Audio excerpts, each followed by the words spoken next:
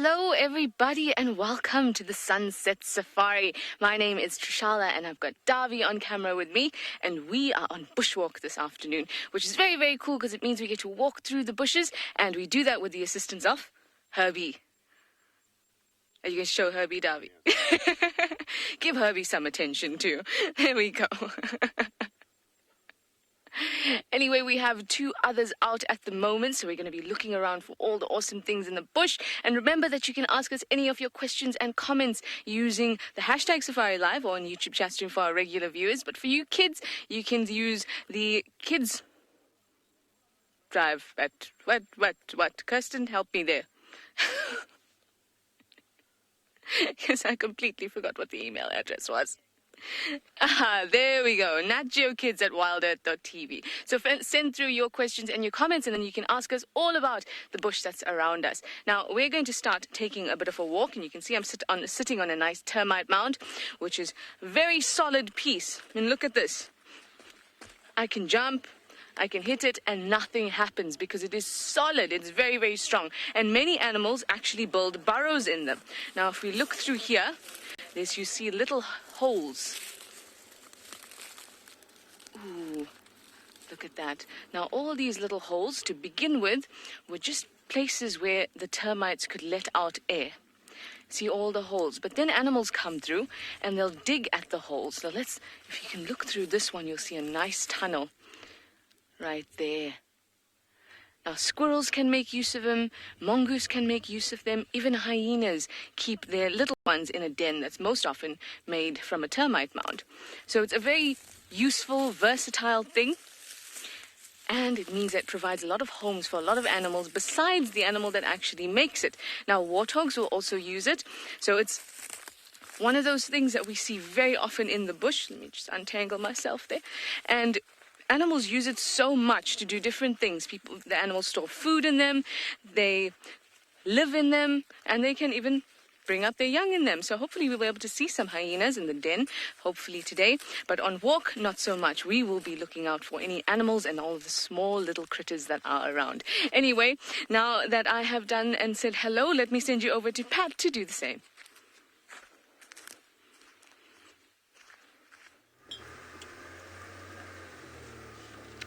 Welcome everybody to this afternoon safari. My name is Patrick. Joining me on camera is Senzo, and we are coming to you live from Geographic Game Reserve over here on the western side of the Greater Kruger National Park. Now, we are also joined by our favourite boy, Hosanna, who was actually sunbathing when we caught up with him. He was laying sprawled out in the sun, got into some very strange positions, and has just like that, gotten up and started moving about.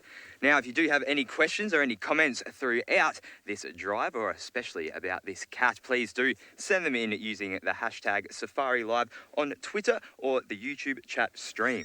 Now, I'm just going to follow him. I'm not sure what exactly has prompted him to get up. He was, as I said, in direct sunlight, so he must have been a little bit chilly. Of course, they are not cold-blooded creatures, they are warm-blooded, so they do get their heat through metabolism, but he must have just needed that little extra kick this afternoon. So we caught up with him down here at Pan. He's been hanging out, maybe for the last 4 days now, I think, maybe 4 or 5 days. And, I mean, it's very reminiscent of old times, isn't it? Of, maybe 6 months ago, when every time we came down here, he was almost guaranteed to be here.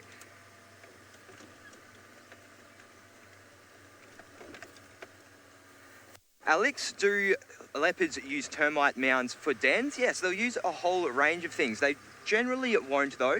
They will tend to use kind of a nice shaded area. Well, not shaded, but more protected area is probably a better word to use there. So under trees. So I believe Hosanna was born under the roots of a tree down near the river that we're in right now, actually. And where he's going right now, well, I really don't know. I haven't heard any anything coming from this side. Oh, he's going to take me on a bit of a... Yeah, I'm going to go around here.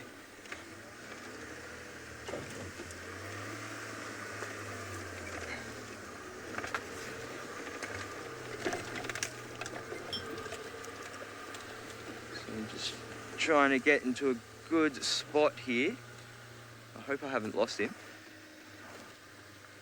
Ah, there he is. Okay. Okay, so I'll keep coming around. Just, you'll have to bear with me for a few more seconds. But while I do that, let's go back to Trishala, who is out on bushwalk.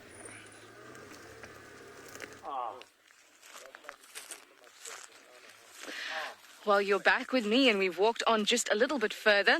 Here you see there's another termite mound that we were speaking about earlier, but this one is much broader and it's also got a lot flatter and we've got little holes. And each one of these holes are significant in letting out the air from the actual termite mound because they can temperature control it, which is really, really cool. Now there's lots of little ants here moving about, and that'll also tell us that even ants use this type of thing, even though they did not make it. There they go. Now they all look a little bit frantic and are scattered and running all over the place. So I wonder what's got them in a bit of a twist there, obviously. Now there's some others down here. Now we saw how frantic they look, scattered. But here we'll be able to see that they are actually moving in some sort of line. Just down here. Now, there's one individual that has a pupa that it's carrying just down there. It's got a little white, almost like an egg or ball that's carrying about. Oh, it's walked off. Where have you gone? It's always hard with ants to pick them out because there's so many of them. Ah, there's one. Now you see it's got its pupa in its mouth there. And it's holding it and transporting it. So I think that these guys are moving nest. Because there's no reason to take your little ones out and put them somewhere else or take them with you while you're foraging. So usually the only time they'd be taking them out of the nest is to either move the nest or themselves to a new nest, or they've had some sort of threat. But I can't see what that threat could have been, and I see that they are kind of moving in a straight line, and there's quite a few carrying pupa. So I would think that they're actually moving nests. Very cool. And they all follow each other because they release special smells called pheromones. Oh, that's a lovely one. And that's how they follow each other. Very cool.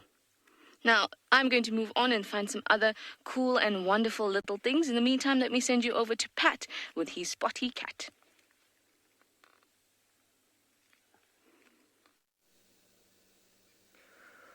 Ah, that Hosanna stare. So good to see. So we have it caught back up with the little chief. He was quite mobile for a little while and now has just kind of plonked himself back down. He does seem to be alert though. He's definitely listening out and seems to be scanning around quite a bit. He's looking like he could definitely go for some food. I'll just wait for him to come around and then maybe he's going to go up this termite mound here. Hello, Hosey.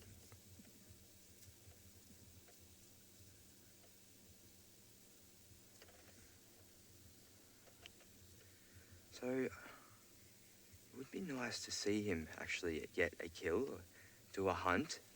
I don't think it's something we've seen since he's been back. I believe he's been definitely stalking. I know Trishala last night got him stalking.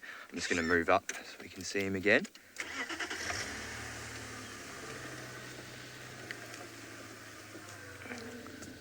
Right there, certain. So sorry, I'm in a very, very tight spot right now. Cat, I love his pink nose too. It's one of those many Hosanna traits that we love. Another one of them being his playfulness. Sorry, this is rough here. His playfulness, which we definitely saw just before, coming out a little bit when he was laying around, just before we went live with him. It was very, very funny. Well, I'm gonna, what's he doing? He's having a sniff here. I'm gonna continue to follow our boy and send you back over to Trish.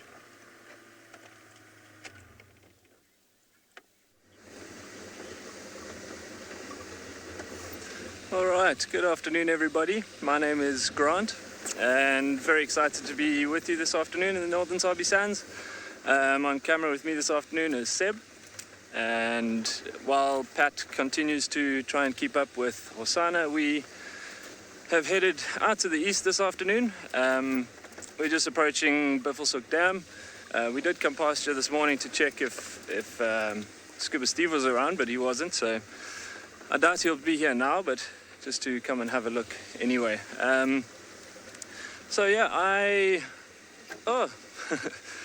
looks like we do have a friend in Bushwalk Dam. He's obviously been busy this afternoon, or during the day today.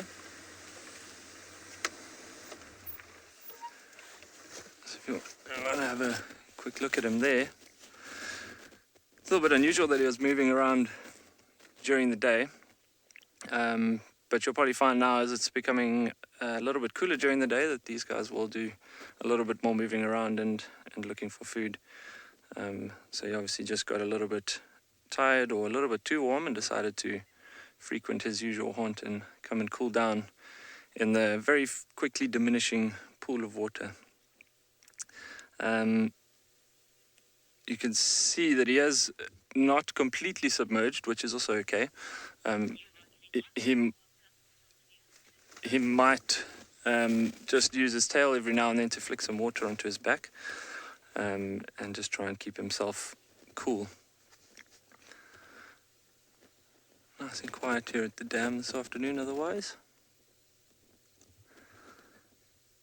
Cool, so as I started saying before we sprang up on old Scuba Steve, I haven't been in the Sabi Sands for quite a while, so for me it's very nice to be back. And first time for me up in the north. I have been spending quite a bit of time down in the south of the reserve, but the first time I get to do any proper exploring up in the north. So it's nice to have a good audience on board and to try and see what we can find in a new area. So our plan so far is we've just been heading east from the camp, not very much along the way. We wanted to stop past here and then probably head further south. See if we can pick up on any signs of Tundi.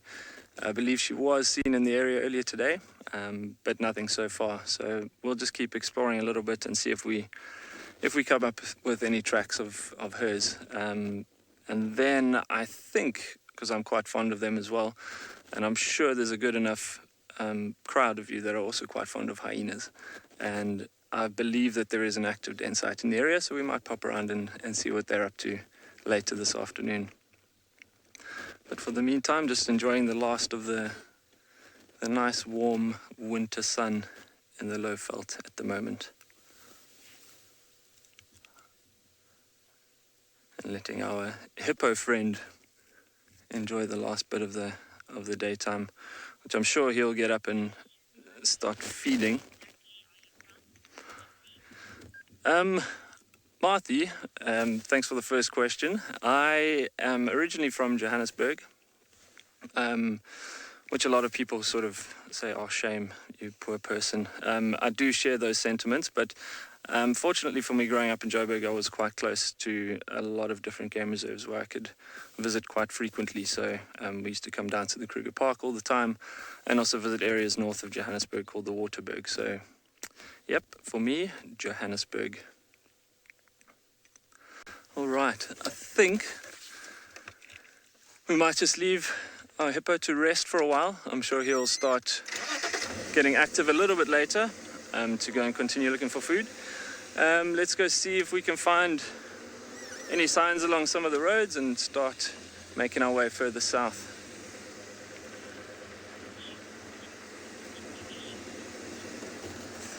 All right, I think while we do that, see what we can find. I'm going to leave you guys for a short while, and you're going to cross back over to Trishala on her bushwalk. Enjoy.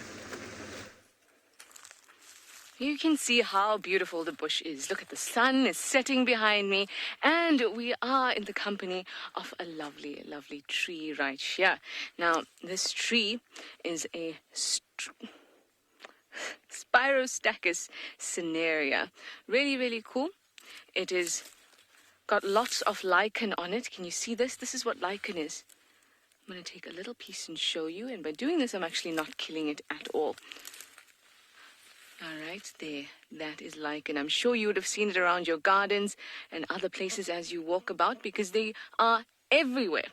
And what they do is they'll attach themselves onto a piece of plant, and they use that as a substrate onto which they can structure themselves and anchor themselves.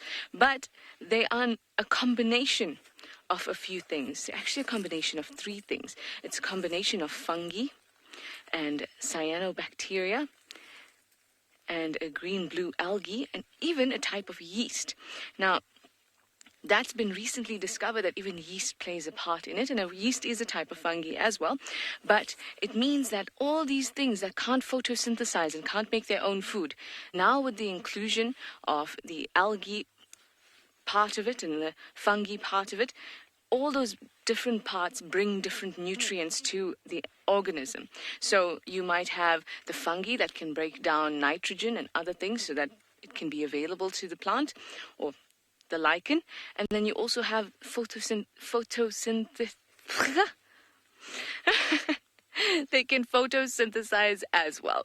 And that means that they can make their own food, which is awesome, because the last thing you want is to be left around and not be able to make your own food, especially if you're a plant. How are you going to deal with that? It's a tough life. Plants have a very, very tough life, actually. They have to breed, they have to feed, they have to get water, all of that by standing still, which is very, very hard. But they do it very well because, of course, of their root systems. They have these long roots that tap right into the ground, and they can absorb all those nutrients. And, of course, the leaves that are green so that they can photosynthesize and make their own food. Now, you'll be able to see that things are not so green anymore. Look at that. All dried up, because we are in our dry season at the moment. In fact, we are in winter at the moment, and so we don't really have a very cold winter. What we have is a very dry winter. So there's hardly any rain, and lots of the plants end up dried. But that's okay, because it's all part of their life cycle. In fact, if it weren't for those parts where the plant can be dormant and can easily drop these leaves like this, then it would have to invest energy in keeping it alive and green like this, when there really is no point during winter, because the availability of nutrients is not there. Monique, you say plants are amazing. They truly are. I love them. And what's really nice about them also is that they can actually, they have so much meaning. It's not just simply, oh, there's a tree, there's a rose, those are flowers. But we as humans have started to attach meaning to it. So now when we give somebody roses, it means something. It's very, very cool. It's also, they can stand still for you, so it's very easy to study them and observe them and what they go through. Very nice. Now I am getting caught in little bits of plants here, and you can even look at my pants at the bottom. This is one of the hazards of bushwalk. But we love it anyway. Anyway, let me send you over to somebody else who loves being out in the bush, and that is Patrick, looking for Hosanna.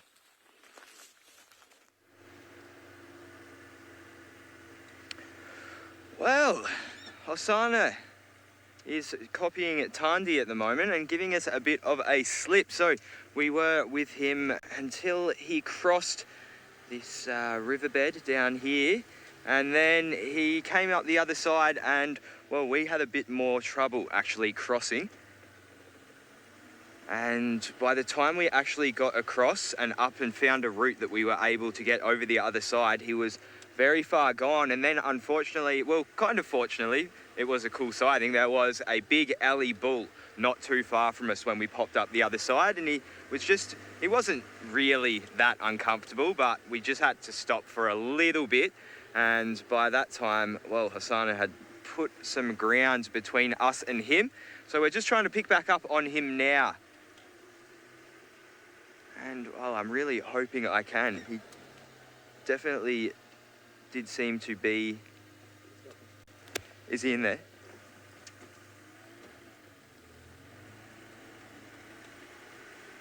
Firefly, do I think Hosanna would leave Juma if he doesn't find a meal soon? Well, potentially, especially if I think if there is some sort of conflict between Tingana and him, especially over food, perhaps if he gets his meals taken from him, I think that could also be a contributor in driving him out.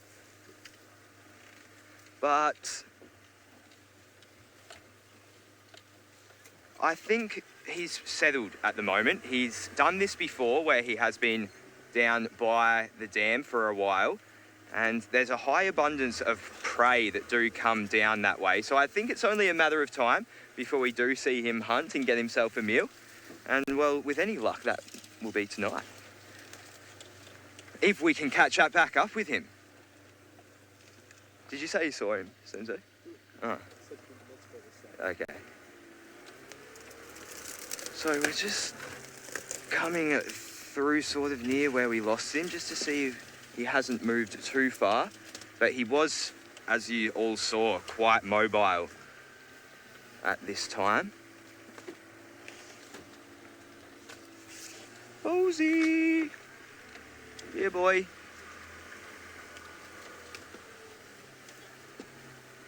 That was so disheartening to see him moving just slowly across the river and not really being able to do anything about it.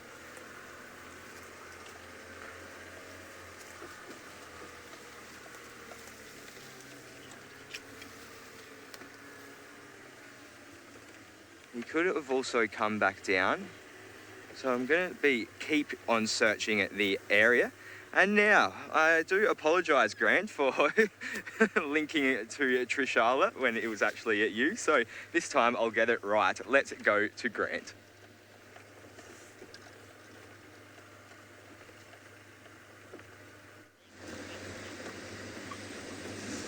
All right, no problem, Pat. I won't take it personally. While Pat continues to look for Hosanna, who for the first time today sounds like he's getting a bit active, but has given everyone the slip. We are still searching for signs of life now on the eastern side. But yeah, I know Trishala mentioned something about our dry season, and I just noticed when we were up here, it's quite a thick area and probably not very ideal for trying to follow animals, much the same as what Pat's probably dealing with. But a lot of the trees up here are all red bush willows, and at this time of the year is sort of where they get their name from, and it really stands out. All the beautiful oranges and golds and reds that are starting to come through, and I don't know, I think everybody's kind of got their favorite season. For myself, I tend to appreciate all of them. They've all got their sort of perks and downfalls, but in South Africa, our seasons are almost like the perfect length, because by the end of winter, very much looking forward to summer, and by the end of summer, you're tired of being so hot and sunburnt all the time, and very much looking forward to winter. So it's nice to be back in the bush during this time of the year, as everything starts drying out and opening up. So usually sightings do get more prolific because of the thinning bush, and do tend to be easier to spot where there's no long grass and trees are losing their leaves, but that hasn't really helped us so far this afternoon. I believe everybody would like to know what my favorite animal is. It's not the first time I've been asked this question, but it is one, no matter how much practice I've had answering it, I still can't come up with a single answer. Nice big leopard track. It's a little bit old, but so we won't pay too much attention. Speaking of leopards, leopards are definitely on the top of my list, amongst other animals. Obviously they're absolutely beautiful, but each leopard tends to have its own sort of character as well, and the longer time you spend working in one area, as I'm sure most viewers get to know all the leopards up here as well, as guides you become fond of individuals, which might be a little bit unfair, but it's a nice thing about leopards. And I cannot leave hyenas off my list. They are definitely right up at the top with leopards as well, which usually surprises a lot of people, but if you really spend some quality time with hyenas, you do develop a massive soft spot for them. So they're right up there. And as far as entertainment goes, the not very frequent but very exciting glimpses of honey badgers that I've had are always good. I just like their sort of very small but not scared of anything kind of attitude, which is always fun. So yeah, not a single word answer to that question, but I think it would be difficult to have an individual favorite animal out here. There's so much going on that appreciating everything, I think, is the way to go.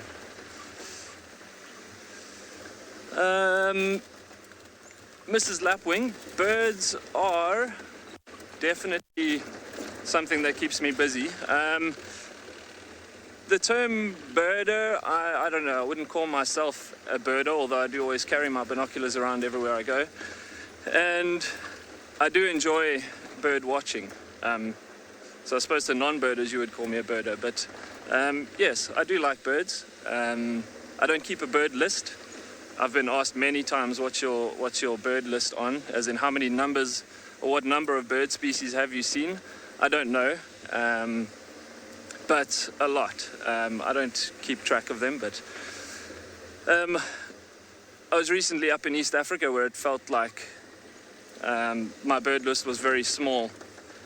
We noticed as soon as you start crossing rivers going north that your Birds of Southern Africa bird guide suddenly becomes very inadequate, which was quite fun. And I think probably one of the things that we noticed with being up there that or was the most easily noticeable was the amount of new bird species. So yeah, birds are always good to keep track of. The nice thing, I suppose, about birds is you don't really have to look too hard for them, unlike the other creatures that we're usually following up on out here.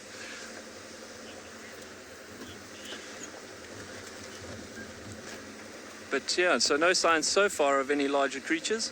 Earlier on we did see a little lilac-breasted roller who didn't hang around too long, but while we continue exploring the eastern part of our concession, I will hand you back over to Trishala on her bushwalk. Well done, Grant. I really hope that Pat catches up with Hosanna, but I have something that's a really, really cool here. Now, this is a very, very untidy nest. As you can tell, you probably wouldn't even be able to tell that it's a nest, just that it's a very untidy collection of things and webs. But if we look down here, you can clearly see that a spider was involved, because that is very clearly spider silk and web. Now, this is the nest of a community nest spider, and these are social spiders. Now, I don't know if anybody's home. I don't see anybody home, but they might all just be tucked away inside. And now, community nest spiders are quite different to other spiders you may be familiar with, because in general, spiders don't really like each other. They don't like to play together, live together, and share things. No, absolutely not. What they like to do is have it all to themselves. And that includes when they have mates and things like that, they might just eat them afterwards. And that's how they usually are. But these guys are not that way. These guys actually work together. So can we see along the edges of that nest at the web there? So what will happen is, say something gets caught in this web at the bottom here. There are certain individuals that are given the task to rush out and get the food. That doesn't mean that that food is theirs. It means that everyone has to share it. But there are certain roles that are given to each spider in the colony. And there'll be some spiders that are in charge of picking up the food, there'll be some spiders that'll be in charge of defending the nest, and then some spiders even in charge of taking care of the young. So they actually work together, and that's quite a unique thing in the whole spider family, and I think it's quite cool. Community nest spiders. I wish someone would come out to say hi. No? Okay. I don't see anything from this side. Do you guys see anything from that side? No. Okay, let's move on. Maybe we'll find another one that's active, which would be really, really cool. And I can show you how they look, because even though that nest is quite small, yeah, you'd like to know if I carry stuff for survival in my backpack. Are we going to do a What's in Pat's backpack for me as well? I think my backpack's not as big, but I've just got a few books. I've got some dissecting things just in case, and I've got my iPad, and that is it. But no, nothing too crazy in the backpack, and nothing to assist with survival. Definitely not. That's why we have Herbie. He is our survivalist out here. Now you can imagine how wonderful it is to walk through all this nice, tall grass. It's beautiful. And, oh, look at this light. Just before I send you over to Pat, I just want to show you how lovely this light is. It makes me feel like I am a little bush baby as well. Anyway, let me send you over to Pat, who's finally caught up with Hosanna.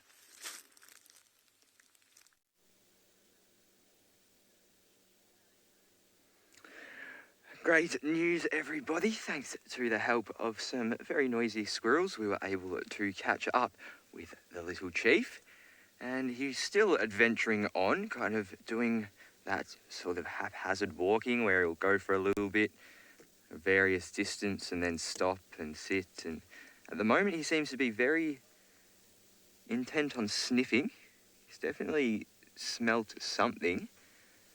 I'm not sure exactly what, whether it's animals. He was sniffing around trees before, not doing any scent marking of his own, but he was definitely picking up on something.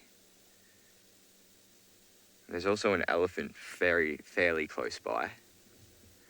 Yes, come to me, boy. Isn't it just wonderful to have him back?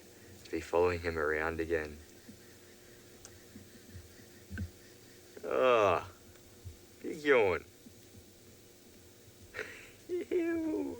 I love this. I absolutely love this.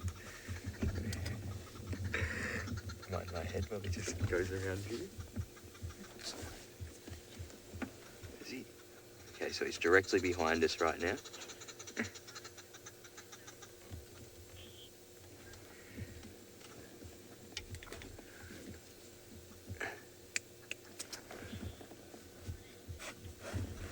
Ellie says Hosanna is such a poser. He really is. It's almost like he loves the attention. He loves the limelight. That was awesome. He's just moved from behind me now, so I'm safe to reverse. How epic. It's a very, very nice evening as well. I'm actually kind of glad he did get up and give us a little bit of a chase, because it's... Yep, sure. Because it's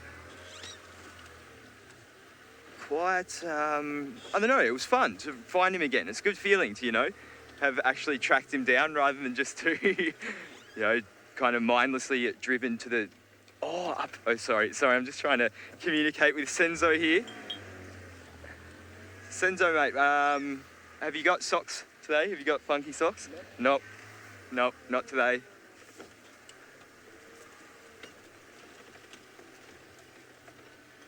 So we're just gonna follow him along the top of the Moati here.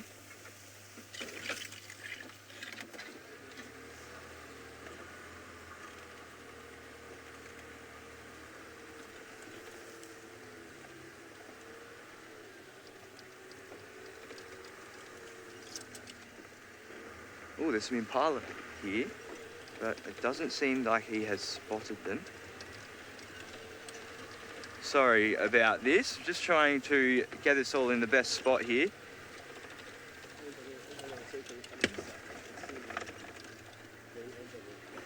Okay.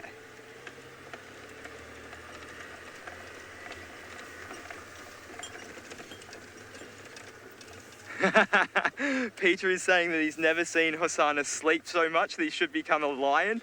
Well, yes, that is very true. He hasn't done much but sleep since his return. Oh, he's snaking around us now, the cheeky boy.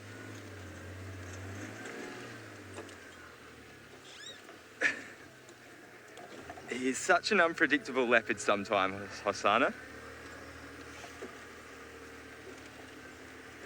There we go. How's that?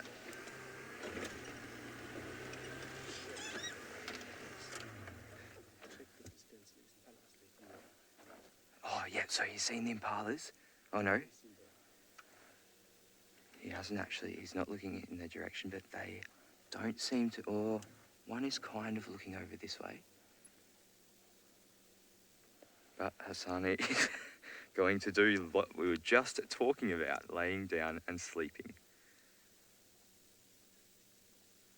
So there is definitely a meal there, sorry about my head there, if he wants it. They seem to be grazing there quite unaware. But he's super exposed right now. You know, if they just move a slight bit to their left, they'll be able to see him. And he's not... He's still doing the sniffing. Attracting some attention there. Why don't they just leave you alone, Hosanna?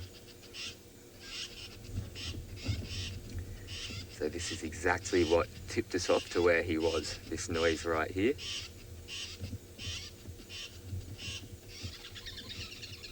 I can actually see them up in the tree there.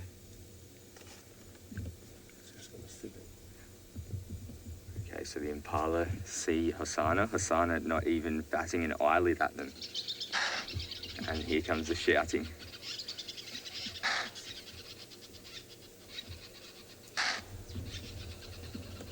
See, his tail is up a bit.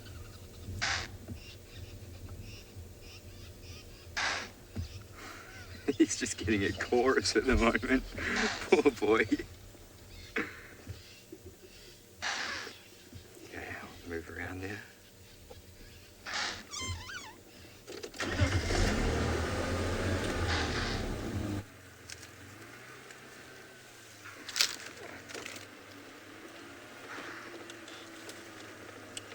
Those impalas definitely not happy with his presence.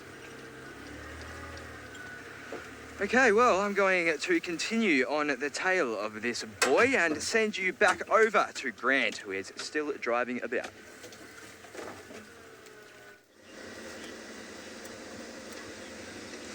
All right, so the impalas are understandably not happy about him. Oh, I don't know if everyone just saw that. There was a couple baby Waterbuck that just crossed the road in front of us. I don't know if anybody on screen can see if these guys are with their mothers, but it's a little bit unusual. I don't see them, but they must be here somewhere. Look at those shiny black eyes. You can already see the diagnostic circle on his bottom, his or hers.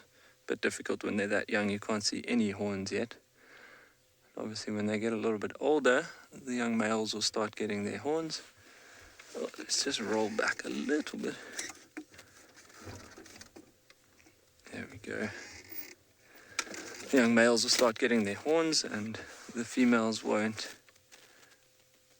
They are one of the cuter young antelope. Not that there aren't any, or that none of them are ugly when they're young, but particularly fluffy, the Waterbuck. Even as adults, they're quite shaggy as well. I still can't see any adults there. Oh, having a little bit of a clean. I'll just try and move a little bit forward for you. I don't know if we'll get another view there, but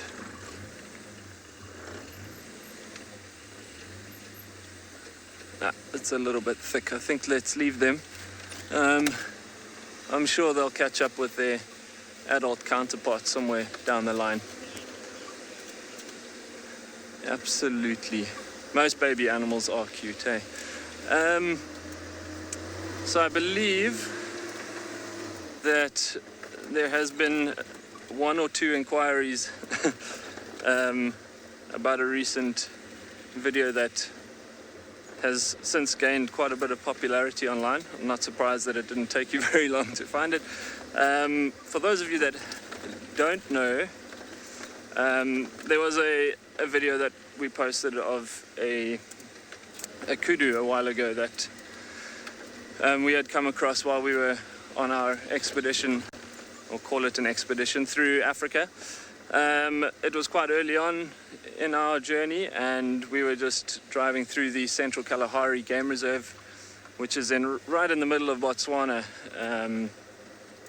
So we spent 5 days in the park, and upon leaving the park we decided to take the more adventurous route and skirt around the fence line and avoid all the main tarred roads. It was a last minute decision, but not long after that we came across eventually what we didn't actually recognize. We saw something and then had to reverse back, and it ended up being a kudu that was completely tangled up in one of the fences along the edge of the game reserve. It's not a very big fence. Obviously these fences do try and separate wildlife from domestic animals, but the fence being about 1.5 meters high, it's usually not very difficult for a kudu to jump something of that height. So I was a bit surprised to see that he didn't make it, but kudus should be able to clear easily a sort of a 2.5 meter fence. So anyways, in this particular occasion, this kudu got his feet tangled up, and excuse the bumps. Being an animal lover, if you would like to call it that, I could not just carry on driving. He looked completely exhausted, but he was still alive. So we stopped and had to assess the situation a little bit, and we decided that to try and get his legs free from the fence, that we had to twist some wires and get particularly close to him, which for me, I mean, I don't know if, I think most people probably haven't been too close to a kudu, but they're big. I mean, they're big from far away, but when you get right up next to one, they're massive. And so I was quite nervous. My mouth was drying up and we were in the desert, and it took me a little bit of a while to work his legs free. And once his legs were free, he appeared to be so exhausted that he couldn't actually stand up. So a decision was made to try and offer him some water, which I was laughed at immensely for doing, because it's probably not something that he would take to thinking of having a casual drink after being stuck in a fence for who knows how long. Anyways, the water didn't do much. It probably gave him a bit of a fright and maybe gave him a bit of energy, but I needed to try and get underneath him and try and help him up onto his feet, which put me in a very precarious position, sort of between his horns and his back, which was not very comforting. But after a couple nudges, he rolled over onto his chest and stood up, and him and I parted ways very rapidly. Which was my only thinking, was to try and get out of there as soon as possible after he got onto his feet.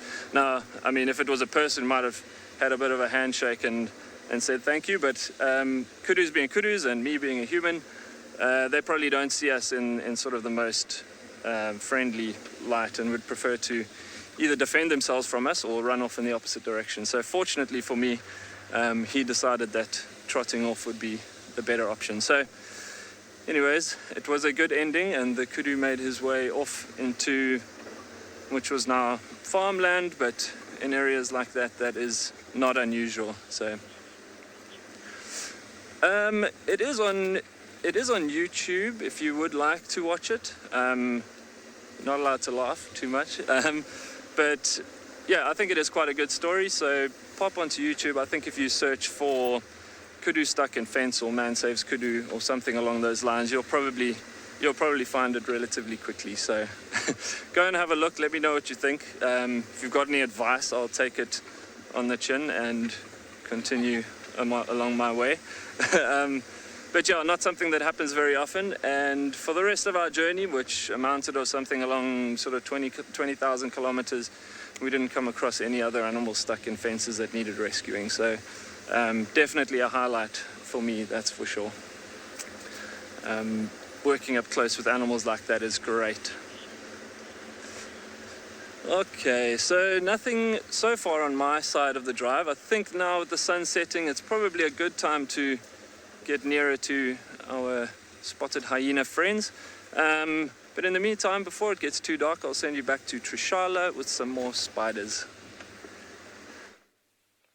I hope we do find some hyena friends, but I've got other little friends for us here. And this is a little spider's web. Now, we saw the other community nest spider, and now we have another example of spiders that sometimes, but not always, may build tent-like webs nearby each other, but they're not exactly social spiders in the same way as the other ones were. Now, this is a tropical tent spider, or so we suspect, because you can see that they're just tiny, tiny at the moment. And when they're little, we call them spiderlings. How cool is that word?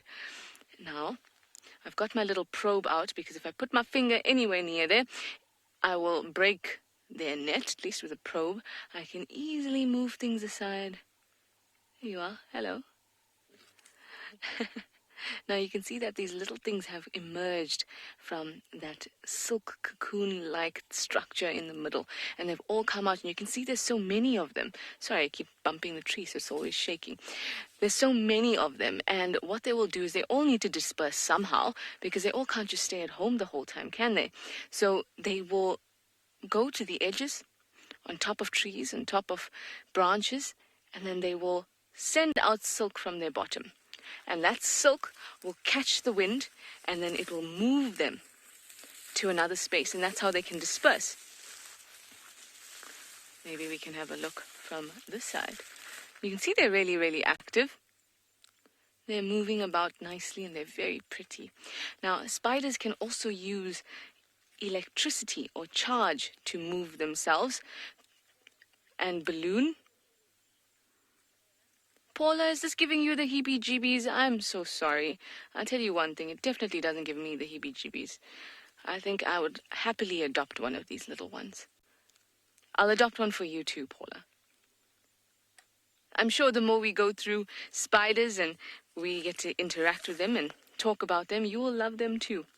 I promise I never always loved them. It's a recent thing. Oh, it seems like they've all suddenly stood still. Oh, Kirst suggests we should name one after you, Paula. Well, there's a lot of names to go around because there are at least 30, maybe even 40 little ones there. They're all pretty much still at the moment, except the one that's climbing up the top. I wonder if that has to do with the amount of light and the temperature. Because spiders and other insects are not endothermic, so they can't create their own body heat. So perhaps when it's cooler and there's less light and they can't really absorb too much energy, they need to slow down. And that's exactly the time of day we're in at the moment.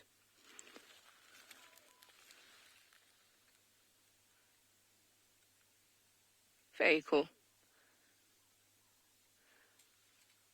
Now you might be wondering where Mum is. I'm wondering a similar thing. But these guys actually don't look like they just came out. They look like they've been out for a few days. So they'll fly off very soon and find their own home. But as Herbie was telling me just earlier, we see so many spiderlings, little ones, but we don't see as many adult spiders. And that's obviously because their mortality rate must be pretty high. Because if you look at the amount of spiders there, can you imagine 40 spiders in this bush? This white berry bush. I couldn't imagine 40 spiders in here. So I'm pretty sure they have a very high mortality rate, and that's a given because so many little creatures would love to get their hands and their tongues, especially lizards and geckos and other types of things, would love to get their tongues on some of those spiderlings, I would think. All right, bye, spiderlings. See you soon. Now, we were speaking about winter, and a lot of the time insects need to have different strategies for the winter. And perhaps for this spider, being in a nice cozy cocoon and still being pretty young when it is winter is a strategy, and it's good for them. Anyway, I will send you over to Hosanna, but before I do that, I will skip goodbye.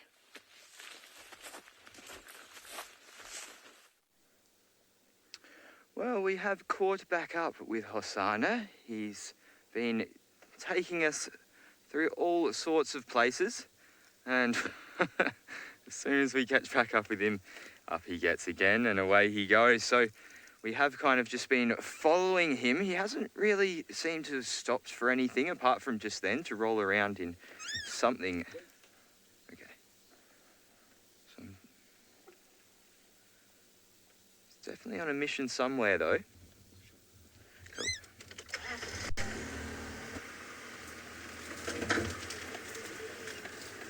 So for all of you kids watching along, Hosanna is one of our favourite leopards we have here on Safari Live. He is about 3 years old. Rosalind, I don't know exactly how far a leopard can leap. I've seen them leap quite distances though. I'm not sure exactly in the numbers though. Let me try and think. I remember seeing him pounce quite far once when he was attempting to hunt. It wasn't actually at the animal, but it was kind of to get himself in some shade under a bush. But, if I had to estimate the distance of it, it would have been about, let me think, maybe 4 meters or so, 4 or 5 meters. It was quite a jump.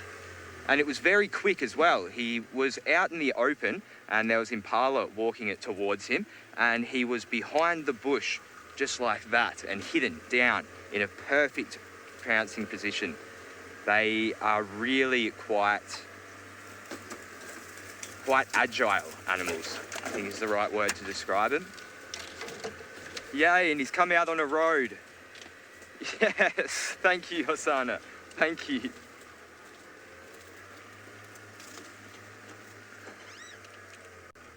Still sniffing around a bit here.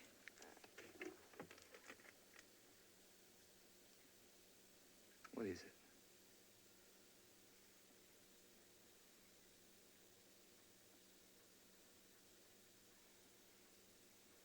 So it's interesting to see that he hasn't been doing any of his own scent marking yet.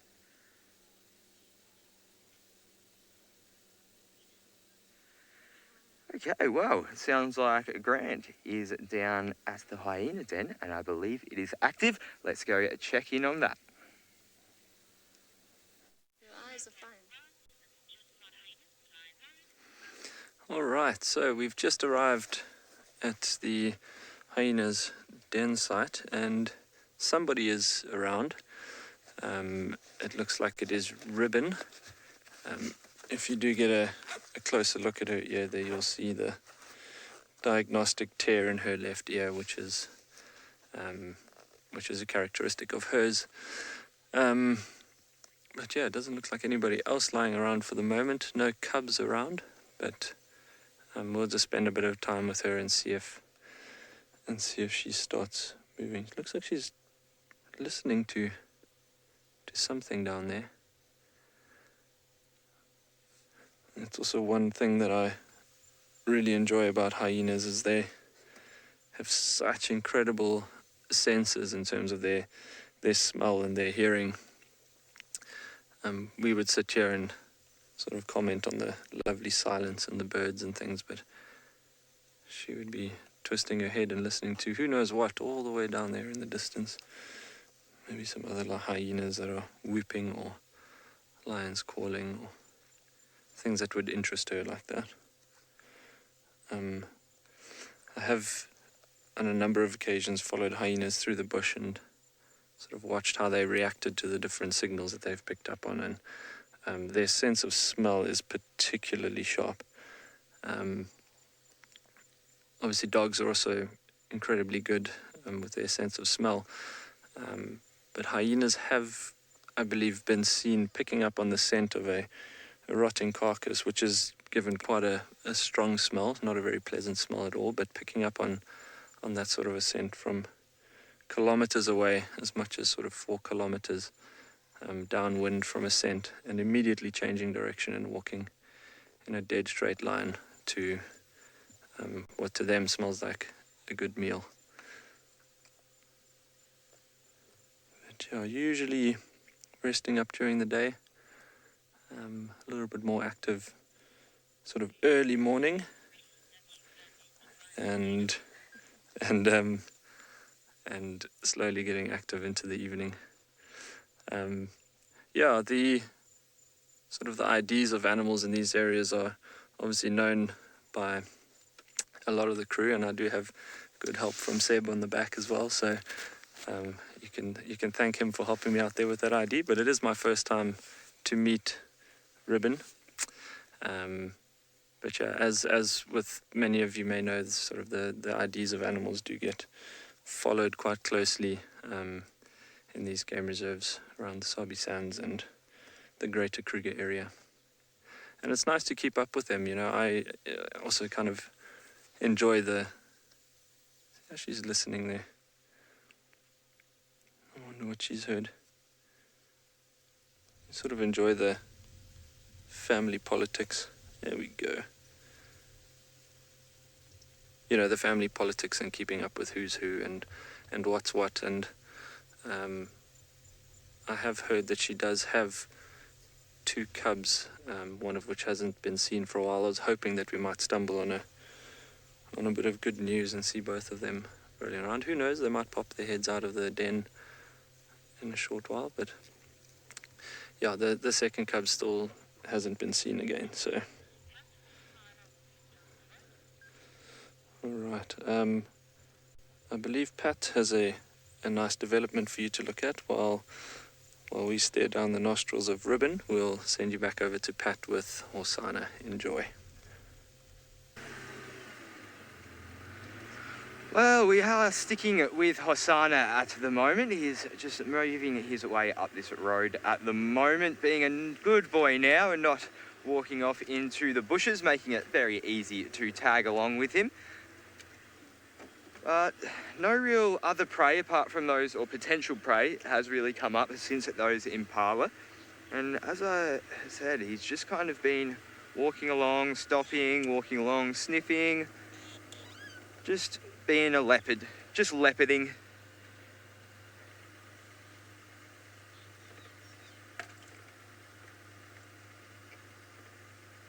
And we can see on the all over that it looks like it has spots, but they're actually called rosettes that we see on leopards.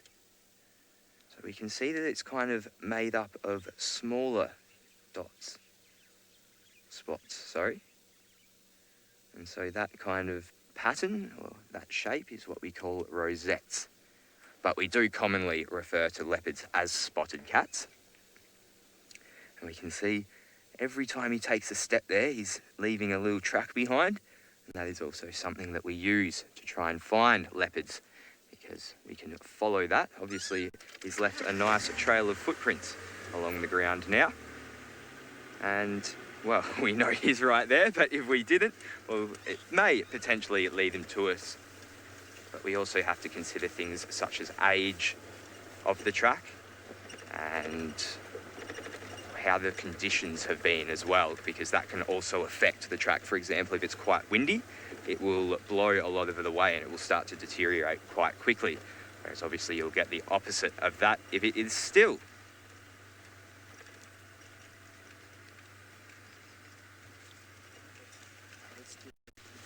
Okay. So we're going to just try.